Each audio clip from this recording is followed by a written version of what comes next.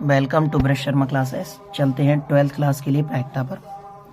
मैंने पिछली वीडियो में 4 क्वेश्चन कराए थे, 5वां क्वेश्चन उसी तरीके से। अगर नहीं आए तो आप कमेंट में बता देना, दोबारा डाल दूंगा उसके लिए वीडियो। 6वें क्वेश्चन पर चलते हैं। एक सिक्के को 3 बार उछाला।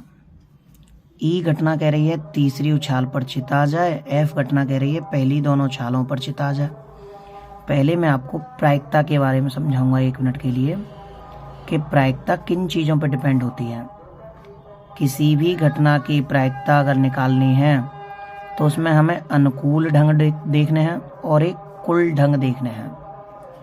2 चीज़ों पर डिपेंड होती है प्रायिकता, अनुकूल ढंग बट्टे कुल ढंग। तो एक सिक्के को जितनी बार आप उछालेंगे वो तो होंगे कुल ढंग। अनुकूल कौन से होंगे? ई क्या कहना चाह रहा है, मुझे तो बस तीसरी उछाल पर चित वालों को देखना है। तो ये बस तीसरी उछाल पर चित वालों को ही फेवर में लग रहा है, और जो फेवर में रख रहा है तो ये कौन सी ढंग हो गए? अनुकूल। ये कह रहा है पहली दोनों उछालों पर चित आ जाए, एफ कह रहा है ऐसे, तो ये एफ के हिसाब से अनुकूल हो गया। दोनों की कुल कंडीशन या फिर एक सिक्के को 3 बार उछालें, उस कंडीशन को हम कौन से कहेंगे? कुल ढंग। अब एक सिक्के को 3 बार उछालने पर क्या क्या आएगा, ये मैं आपको पहले ये समझा रहा हूँ कि एक सिक्के को जब उछालते हैं तो आता क्या क्या है? हेड और टेल, जिसे हम हिंदी में चित्त और पट कहते हैं। तो जब 3 बार उछालेंगे क्या क्या आएगा? पहली बार मैंने सिक्का उछाला, हेड आ गया। दूसरी बार उछाला, अब भी हेड आ गया। तीसरी बार उछाला, हेड आ गया। कोई और उछाले नहीं सिक्कों को तो जरूरी थोड़ी ना हेड हेड हेड आए। अगली बार में उसके लिए टेल टेल टेल भी आ सकते हैं। एक कंडीशन, दूसरी कंडीशन। कोई कहे कि मैंने उछाले थे 3 बार तो ये नहीं आए थे, मेरे तो ऐसे आए थे, हेड टेल टेल। कोई ये कहे मेरे तो ऐसे नहीं आए थे, टेल हेड हेड आए थे। क्रम से बनाना सीखो, तीनों हेड तीनों टेल, एक हेड 2 टेल तो एक टेल 2 हेड, उल्टा कर दो। अगला हेड टेल हेड तो अगला टेल हेड टेल, अगला टेल हेड हेड और अगला हेड।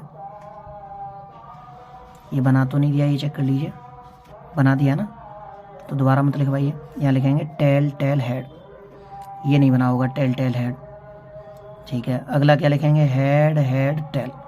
अब ये देख लीजिए कोई मैंने दोबारा तो नहीं बना दिया, ये नहीं आया पहले, ये नहीं आया, हेड टेल टेल नहीं है, टेल हेड हेड दोबारा में नहीं है, कोई नहीं है। टोटल कंडीशन कितनी बन गई? 8। अब इन कंडीशन के अलावा कोई और कंडीशन नहीं बनेगी। अगर बन जाए तो आप कमेंट में बता देना। तो ये कुल ढंग हो गए। कुल ढंग प्रायिकता के लिए सबसे इंपॉर्टेंट होता है पहले कुल ढंग निकालना, उसी में से अनुकूल ढंग चॉइस करते हैं। अब जैसे ई कह रहा है कि पहली दोनों नहीं, तीसरी उछाल पर चित वाले को ढूंढो। तीसरी उछाल पर चित को ढूंढना है। तीसरी उछाल पर चित का मतलब एच, तीसरी उछाल का मतलब लास्ट वाली। पहली पे कुछ भी आए, दूसरी पे कुछ भी आए, तीसरी पे देखना बस। तो तीसरी में एच किसके में आ रहा है? एक तो पहले वाले में ही आ रहा है, एक देखिए तीसरी पे एच इसमें आ रहा है। अब मुझसे आगे अपने आप ही सोचिए जल्दी।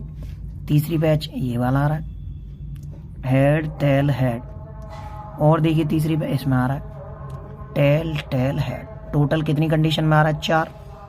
अब हम इस बात की प्रायिकता निकालेंगे पहले, प्रोबेबिलिटी ऑफ ई।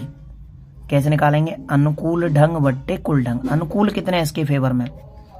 4। अनुकूल क्या होता है? जो वो फेवर में लाना चाह रहा है अपने में। और जबरदस्ती कुल कितने हैं जिसमें से इसने चॉइस किया है? 8। अनुकूल बट्टे कुल के अकॉर्डिंग 4/8 करके आंसर कितना आ जाएगा? 1/2। फिर इसके बाद एफ निकालने की प्रायिकता निकालेंगे। एफ की जो कंडीशन है उसकी प्रायिकता कैसे? पहले एफ चाहता क्या है? पहली दोनों उछालों पर चित आ जाए। पहली 2 उछाल ढूंढो जिस पे चित हो, मतलब एच हो।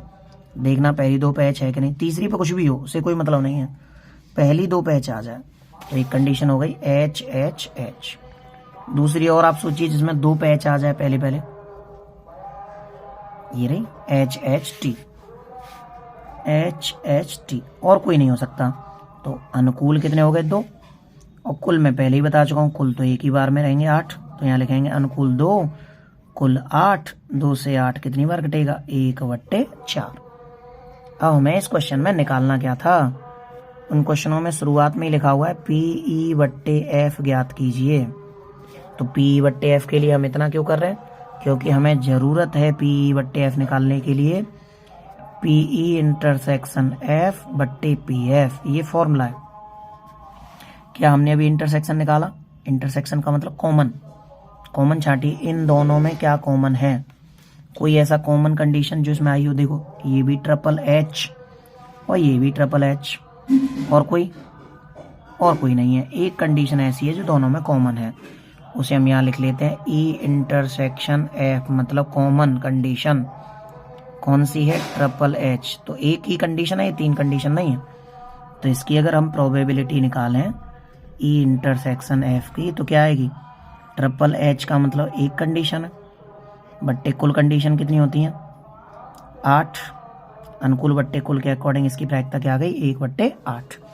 हर एक क्वेश्चन में जिसमें E/F निकालना हो या F/E निकालना हो, A/B निकालना हो, कॉमन ढूंढना पड़ेगा ही पड़ेगा, क्योंकि इसके फॉर्मूले में कॉमन है। अब E इंटरसेक्शन F का मान कितना है 1/8। एक क्वेश्चन में ही अगर आप ढंग से समझ लेंगे तो अगले क्वेश्चन में दिक्कत नहीं आएगी। PF ही क्यों आया, E क्यों नहीं आया, क्योंकि यहाँ बट्टे में पहले से F है। E होता तो हम E लिखते हैं। F वाले का आंसर कहाँ है, PF 1/4, तो हम यहाँ लिख देंगे 1/4 लिखिए 1/4, अरे 4 लिख जाइए। 4 से 8 कितनी बार कटेगी 1/2 बार, ये 4 है 1/4, एक ये बन रहा है, बट्टे ये बन रहा है, 3-4 बट्टे बन गए हैं 4, 4 से 8 कट गया कितनी बार 2 बार, 1/2। क्या प्रायिकता का आंसर 1 से ज़्यादा आ सकता है, नहीं आएगा, और ये वैसे भी 1 से ज़्यादा नहीं है, ये आंसर हो गया। एक नज़र सवाल की तरफ आप देख लीजिए, ये ब्रश शर्मा क्लासेस और ये पूरा सवाल है।